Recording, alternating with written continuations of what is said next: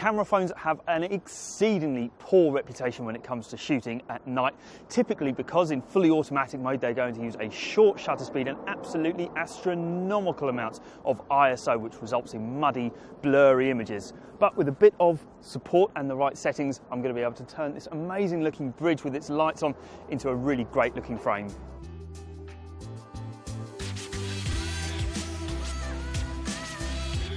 For this kind of photography, you're going to need to have a bit of a grasp of the relationship between ISO and shutter speed.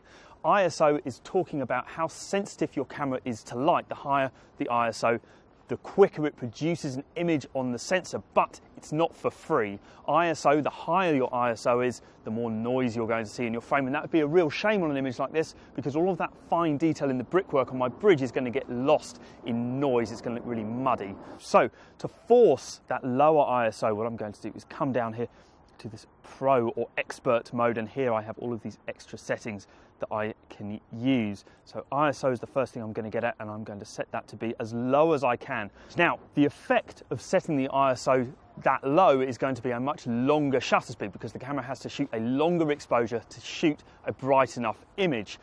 But here, although I'm going to shoot that very long exposure, because I'm on a tripod, it really doesn't matter. I could shoot a very long exposure, and as long as the wind doesn't pick up, it's going to be a beautifully steady, sharp frame. Shutter speed is the next thing that I can take over, and here I can make the shutter faster or slower. I think for the light that we're in, we're probably around the 2 or 3 second mark, something like that. We can see in our exposures what's right, and we can make things brighter or darker as we go. And then the final trick is going to be this self timer, which is going to give me 3 seconds between pushing the button and the camera going off. And that's very simply to make sure that when I push the button to take the picture, the act of me pushing the button doesn't jog everything around and take all of the sharpness out of my frame, which obviously makes a mockery of having a tripod in the first place. So we'll give that a tap, we'll watch the countdown. It's going to shoot a long exposure there, and then it's going to shoot this 3 second exposure, and we'll see what we get at the end.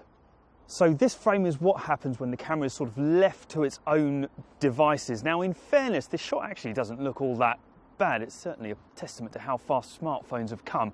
But as I look at the sky here, I can see it's pretty badly posterized. It means there's no kind of smooth graduation as it changes color. And also, if I were to zoom into all of this fine detail in here, it's not going to look very sharp. There's not going to be a lot of detail in. Another thing that I really hate about this is this bus going over the top is a really welcome splash of color, but it's totally stopped because the shutter speed is so short that the bus hasn't had time to move across the frame. So a reasonable effort, but I think we can do better. This frame is what happens when you overexpose a frame like this. It's always tempting, I think, to shoot a big sort of 8 or 10 second exposure because it's so dark.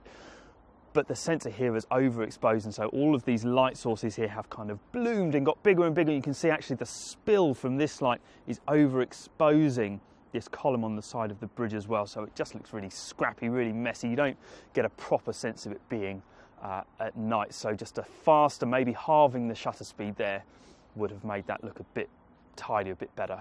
This frame I absolutely love. I think that the exposure here is spot on. The sky over on this side of the frame is inky black, which is exactly what I want. It's not posterized, it's not overexposed, and this very long exposure as well means this bus, as it's appeared in the frame, has dragged itself from the corner of the frame into the middle of the frame in this big long red streak. I think it looks really cool. I like all of these light sources, and the exposure on these brick columns looks absolutely bob on to me. This is a really nice looking frame shot at night.